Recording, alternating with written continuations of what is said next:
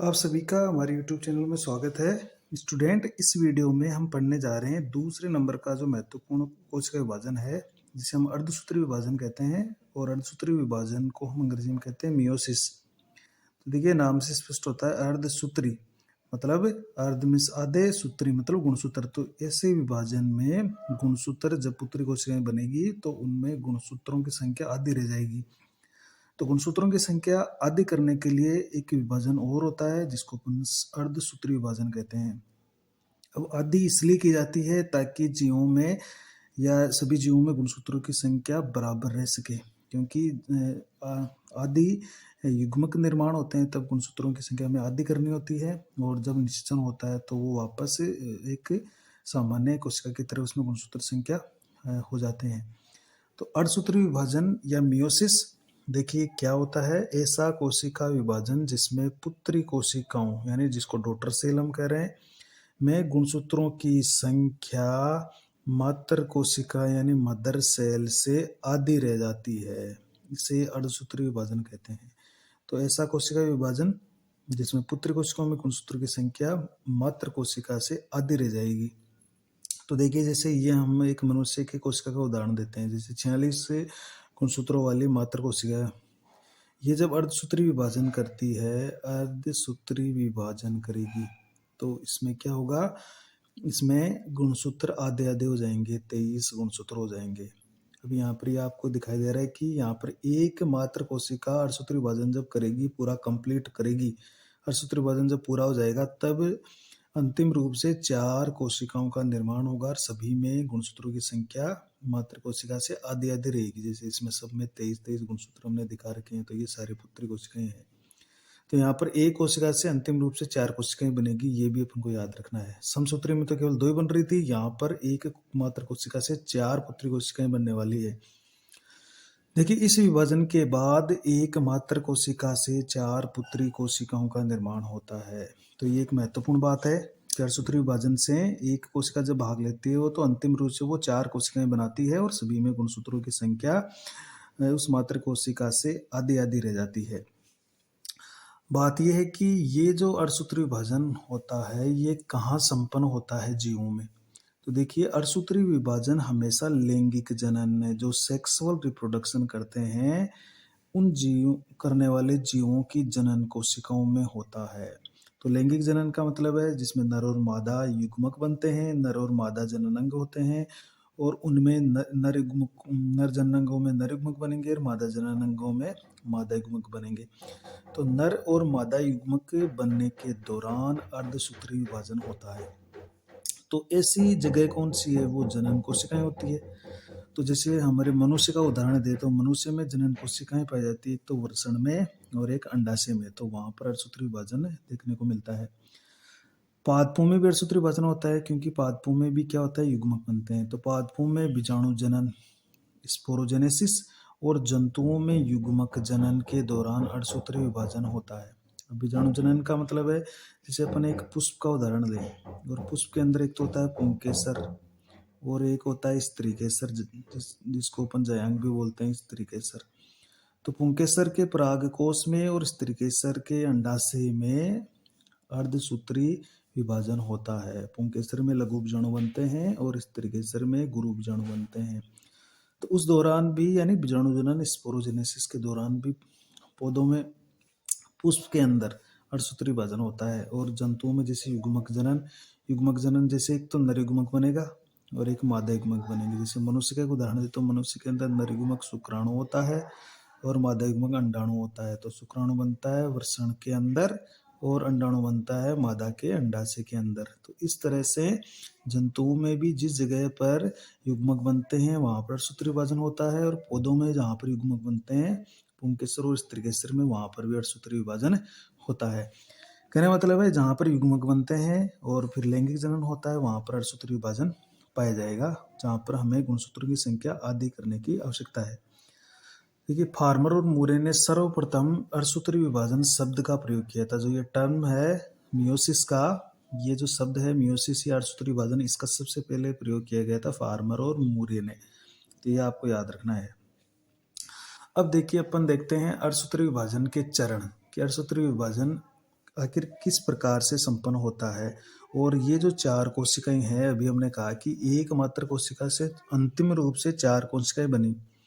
तो ये 4 क्यों बनती है, 2 ही क्यों नहीं बनी, 4 क्यों बनती है? तो इसका एक आरेख बनाकर इसको देखते हैं। देखिए, तो ये है अपना आरेख। देखिए कि मियोसिस देखिए कैसे संपन्न होता है। हमने थोड़ा सा इसको अंग्रेजी में लिखा है ताकि आपकी याद करने में थोड़ी सरलता रहेगी। देखिए, मियोसिस से मतलब अर्धसूत्री विभाजन, ये 2 स्टेप्स में पूरा होता है, यानी 2 चरणों में पूरा होता है। जबकि समसूत्री विभाजन तो हमने देखा था केवल एक ही चरण में पूरा हो गया था। समसूत्री विभाजन में प्रोफेज, मेटाफेज, एनाफेज, टेलोफेज और फिर कोशिका द्रव्य विभाजन हो गया था। यहाँ पर 2 स्टेप में पूरा होता है, मतलब मियोसिस फर्स्ट और मियोसिस सेकंड। मियोसिस फर्स्ट का मतलब अर्धसूत्री विभाजन पहला और अर्धसूत्री विभाजन दूसरा। ये 2 बार अर्धसूत्री विभाजन, एक ही अर्धसूत्री विभाजन में 2 चरण चलते हैं। और जो पहले चलेगा हमेशा मियोसिस फर्स्ट या अर्धसूत्री विभाजन। अब इसमें भी देखिए, इसकी भी 2 अवस्थाएं होती है। सबसे पहले चलेगा इंटरफेज फर्स्ट और फिर चलेगा इसके बाद में एम फेज फर्स्ट। इंटरफेज का मतलब है अंतरावस्था, और ये एम फेज जिसके अंदर अपन केंद्र का विभाजन और कोशिका द्रव्य विभाजन होगा इसके बाद में। तो इंटरफेज में भी 3 अवस्थाएं होती है, जैसे कि अपने समसूत्री विभाजन में पढ़ा था, G1, S और G2। तो G2 के बाद में चलेगी एम फेज, और एम फेज के अंदर पहला चलेगा कैरियोकाइनेसिस। कैरियोकाइनेसिस का मतलब होता है केंद्रक का विभाजन। और जब केंद्र का विभाजन हो जाता है तो फिर चलता है साइटोकाइनेसिस, यानी कोशिका द्रव्य विभाजन। अब ये जो कैरियोकाइनेसिस है, केंद्र विभाजन है, ये 4 स्टेप के अंदर पूरा होता है। Prophase first, metaphase first, anaphase first और टेलोफेज फर्स्ट। अब इसमें जो प्रोफेज फर्स्ट है, ये एक थोड़ी बहुत लंबी और जटिल प्रक्रिया होती है। ये जो प्रोफेज फर्स्ट होती है, इसमें 5 उप प्रावस्थाएं होती है, जैसे लेप्टोटीन, जाइकोटीन, पेकाइटीन, डिप्लोटीन और डाइकाइनेसिस। मान लीजिए एक कोशिका है, ये इस अर्धसूत्री विभाजन में प्रवेश कर रही है, तो ये सबसे पहले जाएगी मियोसिस फर्स्ट में, और मियोसिस फर्स्ट में भी जाएगी इंटरफेज की G1 फेज में, जहाँ पर प्रोटीन आरएनए दुगने हो जाएंगे। एस फेज में डीएनए दुगना हो जाएगा। G2 के अंदर तमाम प्रकार के आरएनए, प्रोटीन और इसके अलावा जितने भी कोशिकीय अवयव है, कोशिकांग है, वो उनके डुप्लीकेशन से वो डबल हो जाएंगी सब, और G2 तक आते आते कोशिका विभाजन के लिए तैयार हो जाएगी। G2 के बाद में ये कोशिका प्रवेश करेगी एम फेज फर्स्ट की कैरियोकाइनेसिस फर्स्ट के अंदर। अब कैरियोकाइनेसिस फर्स्ट की के अंदर प्रवेश करेगी प्रोफेज फर्स्ट में, और प्रोफेज फर्स्ट की फर्स्ट में प्रवेश करेगी लेप्टोटीन में। तो लेप्टोटीन, फिर जाइकोटीन, जैसे इसको अपन शॉर्ट में एल, इसको जेड, इसको पी, इसको डी, इसको डी, मतलब इनको आप इसको किस तरह से याद कर सकते हो, L Z P D D, इस तरह इसको याद कर सकते हो आप, L Z P D D. तो प्रोफेज फर्स्ट की पहले में लेप्टोटीन में जाएगी कोशिका, फिर जाइकोटीन में, फिर पेकाइटीन में, फिर डिप्लोटीन में, फिर डाइकाइनेसिस। डाइकाइनेसिस पूरा हो जाएगा तब ये कोशिका जाएगी मेटाफेज फर्स्ट में। मेटाफेज फर्स्ट के बाद में एनाफेज फर्स्ट में, फिर टेलोफेज फर्स्ट के अंदर। टेलोफेज फर्स्ट जब पूरा हो जाएगा तो ये जाएगी, देखिए, साइटोकाइनेसिस फर्स्ट में। वो साइटोकाइनेसिस फर्स्ट के होते होते ये कोशिका 2 भागों में बढ़ जाएगी, और गुणसूत्र आधे आधे हो जाएंगे इसके अंदर, 2 कोशिकाओं में बढ़ जाएगी। अब देखिए यहाँ पर होता क्या है कि देखिए यहाँ पर एस प्रावस्था थी, यहाँ पर डीएनए डबल हो जाता है, लेकिन ये यहाँ पर जो एनाफेज फर्स्ट होती है, यहाँ पर गुणसूत्र का विभाजन नहीं हो पाता है। इसलिए डीएनए जो डबल है, जो डीएनए था वो सिर्फ आधा तो हो जाता है, लेकिन अभी क्योंकि गुणसूत्र आगे चलकर एन होंगे, तो हमें डीएनए भी एन करना, ऐसे ही करना पड़ेगा, 1/4 करना पड़ेगा। तो फर्स्ट के दौरान ये कोशिका 2 भागों में बढ़ चुकी है। अब ये दोनों कोशिकाएं जाएगी मियोसिस सेकंड के अंदर। मियोसिस सेकंड के अंदर जाकर सबसे पहले जाएगी इंटरफेज सेकंड में। इंटरफेज सेकंड को हम इंटरकाइनेसिस भी कहते हैं। यहाँ पर ये ध्यान रखना होगा, इसमें जो एस फेज होगी वो नहीं पाई जाएगी। जो एस फेज होती है वो इसमें नहीं होगी, केवल जी फेज होगी, इसमें G1 और G2 होगी। एस फेज इसमें नहीं पाई जाएगी। ये फर्क है इंटरफेज फर्स्ट और सेकंड का। तो इंटरफेज सेकंड यानी ये एक आराम की अवस्था होती है, मियोसिस फर्स्ट और मियोसिस सेकंड के बीच की अवस्था है ये। इंटरफेज सेकंड इंटरकाइनेसिस जब पूरा हो जाता है तो ये कोशिका प्रवेश करती है एम फेज सेकंड में। फिर इसमें कैरियोकाइनेसिस सेकंड में prophase second, metaphase second, anaphase second और टेलोफेज सेकंड। और इस टेलोफेज सेकंड के बाद में होता है कोशिका द्रव्य विभाजन सेकंड। और यहाँ तक आते आते ये जो कोशिका है 4 भागों में बट गई, देखिए 4 भागों में बढ़ जाती है। तो होगा क्या कि ये जो कोशिका थी, देखिए अभी इसमें गुणसूत्र द्विगुणित थे और डीएनए भी 2C था, लेकिन यहाँ G2 तक आते आते देखो, G2 तक आते आते क्या हो गया, G2 तक आते आते यानी एस फेज के अंदर क्या हो गया था, यहाँ पर गुणसूत्र तो 2N रहा, लेकिन यहाँ पर जो डीएनए था वो 4C हो गया, मतलब दुगना हो गया। अब यहाँ पर ये लास्ट जो साइटोकाइनेसिस है, यहाँ पर जो 2 कोशिकाएं बनी उसमें सब में गुणसूत्र तो N हो गया, लेकिन जो डीएनए था वो 2C रहा। गुणसूत्र तो N हो गए यानी आधे हो गए, लेकिन जो डीएनए था वो अभी 2C है। अब इस डीएनए को C करने के लिए यानी 1/4 करने के लिए ये सारा का सारा जो मियोसिस सेकंड है ये शुरू होता है। और लास्ट में जो ये कोशिका बनेगी इनके अंदर गुणसूत्र N हो जाएंगे और डीएनए भी C हो जाएगा। तो केवल डीएनए को 1/4 करने के लिए मियोसिस सेकंड होगा। तो यहाँ पर देखिए GS फेज में यहाँ पर 4C था और 4C तक हमने C किया यानी 1/4 किया साइटोकाइनेसिस सेकंड के बाद में, इसलिए ये सेकंड विभाजन यहाँ पर पाया जाता है। और अंत में जो कोशिका बनेगी उसमें गुणसूत्र N होंगे और डीएनए भी 1/4 यानी C होगा। तो इस तरह से ये एक जटिल प्रोसेस है अर्धसूत्री विभाजन की 2 चरणों में संपन्न होता है, मियोसिस फर्स्ट और मियोसिस सेकंड में, फिर इंटरफेज फर्स्ट, इंटरफेज सेकंड, फिर M phase first, M phase second. Interphase में G1 S G2 है, इसमें S नहीं है, ये ध्यान रखिएगा। इंटरकाइनेसिस में S नहीं होती है, इसमें G फेज ही होती है केवल। एम फेज सेकंड, अब इसके अंदर एम फेज फर्स्ट के अंदर इसमें कैरियोकाइनेसिस फर्स्ट, इसमें कैरियोकाइनेसिस सेकंड, इसमें साइटोकाइनेसिस फर्स्ट, इसमें साइटोकाइनेसिस सेकंड। अब कैरियोकाइनेसिस में यहाँ पर prophase first, metaphase first, anaphase first, telophase first. यहाँ पर कैरियोकाइनेसिस सेकंड में prophase second, metaphase second, anaphase second और टेलोफेज सेकंड। यहाँ पर है प्रोफेज फर्स्ट, ये एक बहुत इंपॉर्टेंट बात है कि प्रोफेज फर्स्ट फिर 5 प्रावस्थाओं में और बटी रहती है, लेप्टोटीन, जाइकोटीन, पेकाइटीन, डिप्लोटीन और डाइकाइनेसिस। देखिए ये जो मियोसिस सेकंड है बिल्कुल समसूत्री विभाजन की तरह होता है, ये समसूत्री टाइप का होता है ये बिल्कुल। देखिए जो हमने समसूत्री विभाजन पढ़ा था बिल्कुल उसी की तरह का होता है ये, इसलिए इसको समसूत्री टाइप का अर्धसूत्री विभाजन भी कहते हैं। जबकि गुणसूत्र जो आधे होते हैं वो गुणसूत्र केवल मियोसिस फर्स्ट में ही आधे हो जाते हैं। ये जो मियोसिस सेकंड है ये केवल जो डीएनए था उसको 1/4 करने के लिए या उसको C करने के लिए ऐसा ये सेकंड और पाया जाता है। तो इस तरह से ये एक इसकी पूरी आउटलाइन है कि हम इसको समझ सकते हैं कि किस तरह से मियोसिस है वो फर्स्ट और सेकंड प्रक्रिया में पूरा होकर, मतलब यहाँ से शुरू हुआ और साइटोकाइनेसिस सेकंड में जाके पूरा होगा, तब जाके यहाँ की एक कोशिका 4 कोशिकाओं में ये बढ़ जाएगी। तो अब इसको देखते हैं अपन कि ये कौन कौन से चरण है। तो देखिए अर्धसूत्री विभाजन के चरण।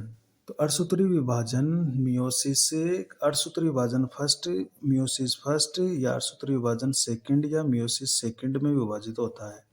अब देखिए अर्धसूत्री विभाजन फर्स्ट में क्या होता है, इसे न्यूनकारी विभाजन कहते हैं। न्यूनकारी विभाजन का मतलब है जैसे ये 46 गुणसूत्र है तो इसमें जो कोशिकाएं बनेगी उसमें गुणसूत्रों की संख्या आधी आधी हो जाएगी, इसलिए ये गुणसूत्र कम हो गए, इसमें न्यून हो गए। तो ये न्यूनकारी या रिडक्शनल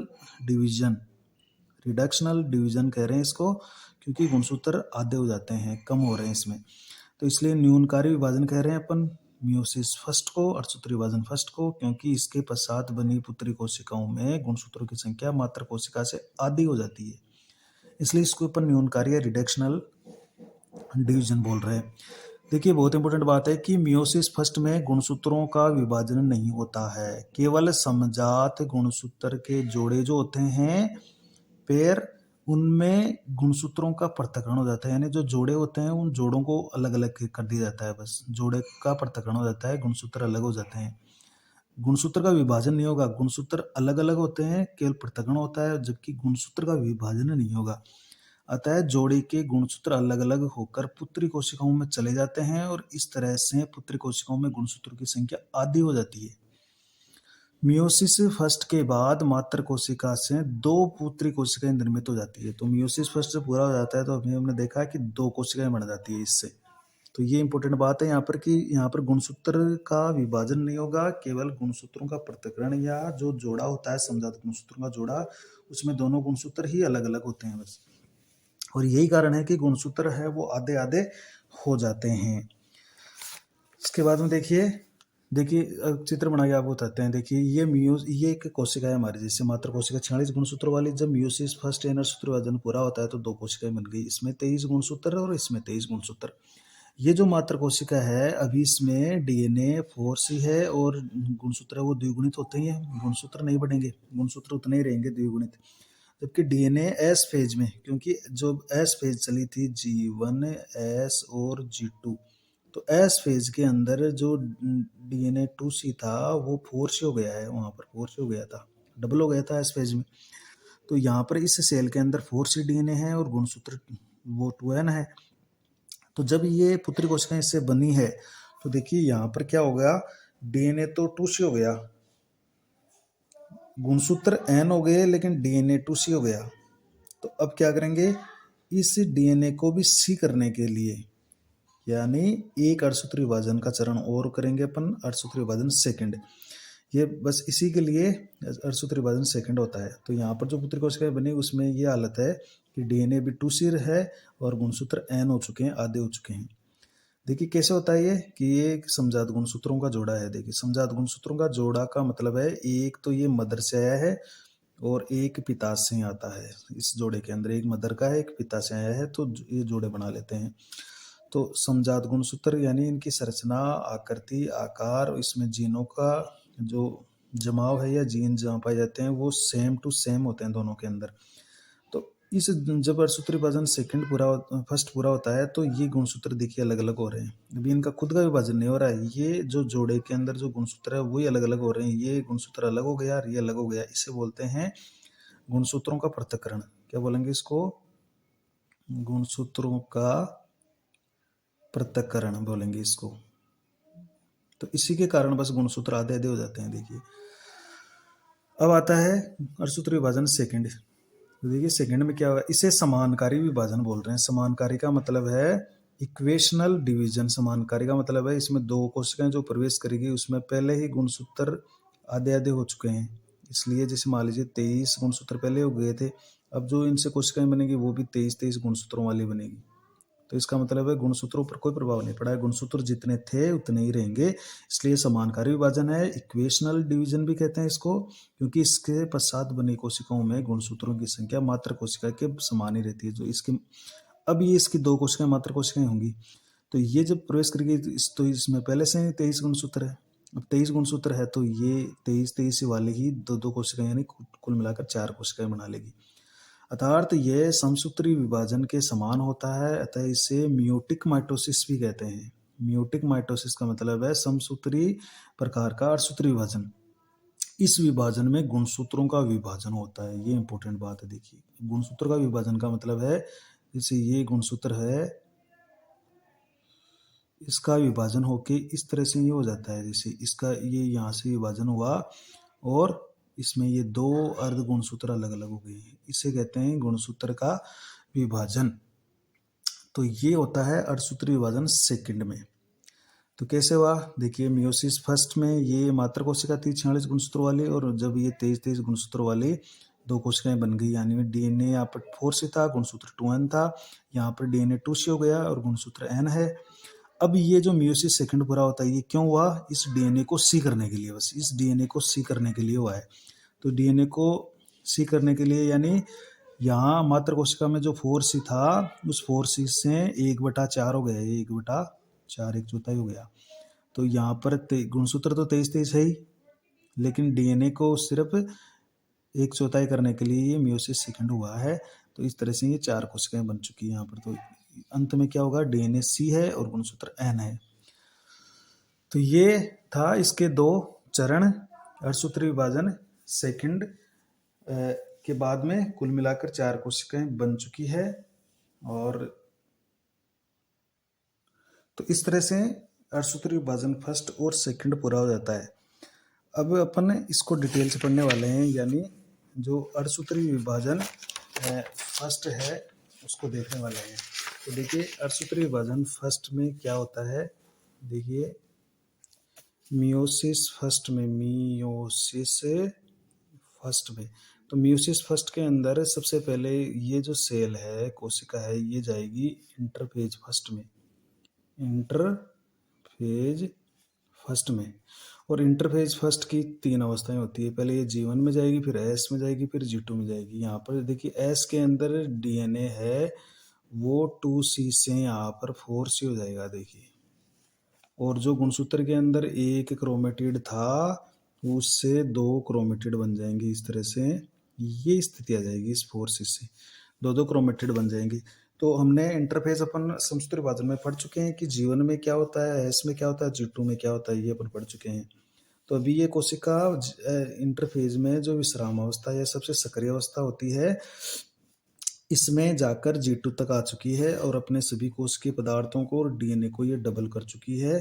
ध्यान रखिएगा, गुणसूत्र जिसमें 2n है तो गुणसूत्र द्विगुणित ही रहेंगे, इसमें कोई बदलाव नहीं होगा। तो अभी ये कोशिका इस स्थिति के अंदर आ चुकी है कि इसमें DNA डबल हो चुका है और जो गुणसूत्र एक क्रोमेटिड वाला था वो 2 क्रोमेटिड वाले हो चुके हैं। और अब ये प्रवेश करेगी, यानी G2 की जो सेल है वो अब प्रवेश करेगी M फेज फर्स्ट में। और M फेज फर्स्ट में 2 फेज होती है, यानी केंद्रक विभाजन फर्स्ट, जिसको हम क्या कह रहे हैं, कैरियोकाइनेसिस फर्स्ट बोल रहे थे इसको। और इसके बाद में होगी कोशिका